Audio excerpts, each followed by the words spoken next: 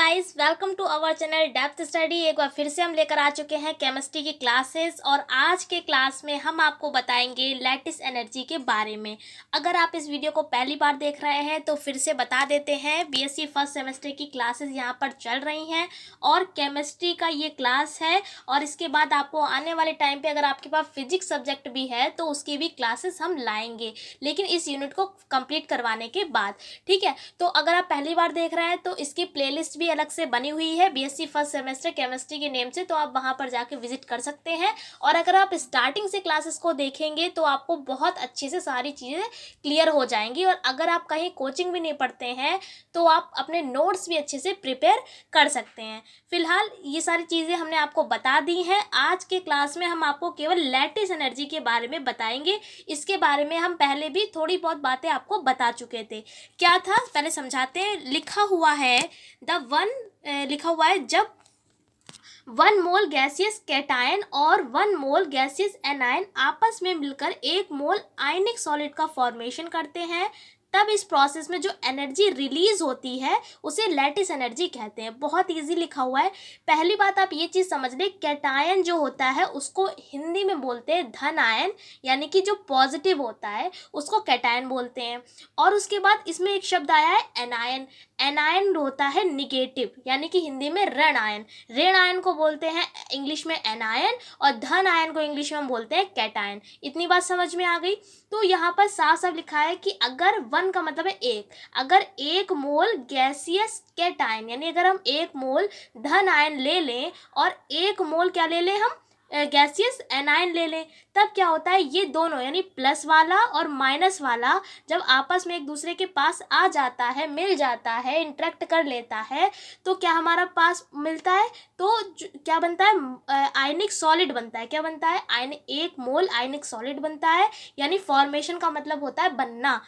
तो इस प्रोसेस जब जैसे प्लस वाला माइनस वाले के पास आए तो इस प्रोसेस में जो एनर्जी, अब ऑब्वियसली जब ये दोनों एक दूसरे के करीब आएंगे, एक दूसरे से मिलेंगे, तो कुछ ना कुछ एनर्जी रिलीज तो होगी। तो जो एनर्जी रिलीज होती है उसी एनर्जी को हम क्या कहते हैं, लैटिस एनर्जी कहते हैं। और इसको यू से रिप्रेजेंट करते हैं, यानी यू से इसको हम प्रदर्शित कर सकते हैं। जैसे कि एक एग्जाम्पल भी हमने यहाँ पर लिख रखा है, बहुत आसान है। जैसे ये लिखा हुआ है Na पॉजिटिव। क्या लिखा हुआ है Na पॉजिटिव। कई बार हम आपको बता चुके हैं कि सोडियम यानी Na का नंबर कितना होता है, 11 होता है। विन्यास बनता है 2, 8 और 1। ये क्या क्या कहता है कि इसको या तो कोई 7 इलेक्ट्रॉन दे दे आकर, क्योंकि हर एक कोश में 8 इलेक्ट्रॉन पूरे होने चाहिए। इनके 2 पूरे, इनके 8 पूरे। अब यहाँ पर भी 8 होने चाहिए थे, बट यहाँ पर 8 नहीं है, 1 इलेक्ट्रॉन है। तो ये क्या कहता है, या तो इनको कोई 7 दे जाए आके, या इनसे ये भी ले जाए आके। तो ये क्या करता है, 7 इनको कोई इलेक्ट्रॉन देता नहीं है। Na क्या करता है, ये अपना 1 इलेक्ट्रॉन भी किसी को दे देता है। किसको दे देता है, Cl को। और ये बात हमने आपको बताई थी कि जो भी इलेक्ट्रॉनों को देता है, देने वाला हमेशा क्या कहलाएगा, धनी, यानी कि ऊपर उसके क्या लग जाएगा, प्लस। 1 इलेक्ट्रॉन दे रहा है तो उसके ऊपर 1 प्लस लगा दिया। ठीक है, धनी यानी धन आयन, धन आयन का यानी प्लस, यानी कैटायन इंग्लिश में बोलेंगे। ठीक है, और ऐसी Cl की बात करें तो Cl यानी क्लोरीन का नंबर होता है 17। बहुत अच्छा कॉम्बिनेशन का बनता है Cl। इसका एटॉमिक मास नंबर होता है 17। इसका विन्यास क्या बनता है, 2 और 8 और ये 7, ये बनता है। यहाँ पर भी 8 इलेक्ट्रॉन होने चाहिए थे, लेकिन है कितने, 7 है। या ये क्या कहता है कि या तो इसको कोई 1 इलेक्ट्रॉन दे जाए तो इसके 8 पूरे हो जाए, या इसके ये 7 भी ले जाए। तो 7 तो कोई लेता नहीं है, क्या करता है, ये 1 इलेक्ट्रॉन किसी से उधार ले लेता है। और उधार जो लेता है व्यक्ति वो क्या कहलाता है, ऋणी कहलाता है। तो ये भी किसी से लेता है 1 इलेक्ट्रॉन, तो इसके ऊपर क्या आ जाता है, माइनस आ जाता है, यानी ऋण आयन आ जाता है, या निगेटिव या एन आयन इसको बोलेंगे। ठीक है, इसीलिए Cl के ऊपर हमेशा माइनस लगा होता है और Na के ऊपर हमेशा प्लस लगा होता है। ये भी हमने आपको समझा दिया है किस तरीके से। फिर उसके बाद देखिए, जब Na पॉजिटिव और Cl निगेटिव आपस में मिल गए यानी प्लस कनेक्शन। अब यहाँ पर ये G क्या है ये भी समझा देते हैं। G यहाँ पर भाई है गैस। क्या लिखा हुआ है, गैस। ठीक है, ऐसे कहीं कहीं पर आपको S लिखा दिख जाता होगा, तो S होता है सॉलिड स्टेट में, लेकिन यहाँ पर जो Na पॉजिटिव है वो गैस स्टेट में है, तो इसलिए यहाँ पर G लिख दिया है। ऐसे क्लोरीन में यहाँ पर गैस स्टेट में है।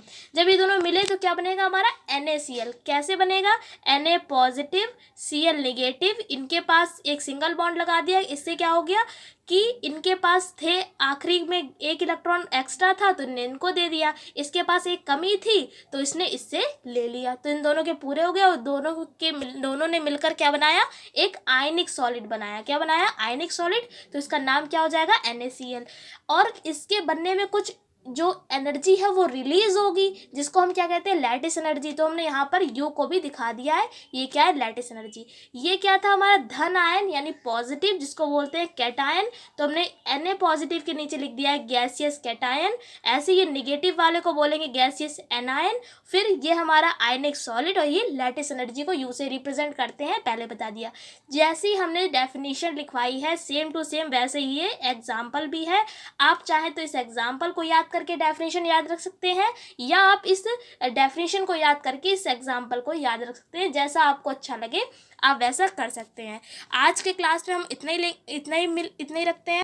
कल फिर मिलेंगे शाम 6 बजे, तब तक के लिए जय हिंद, जय भारत।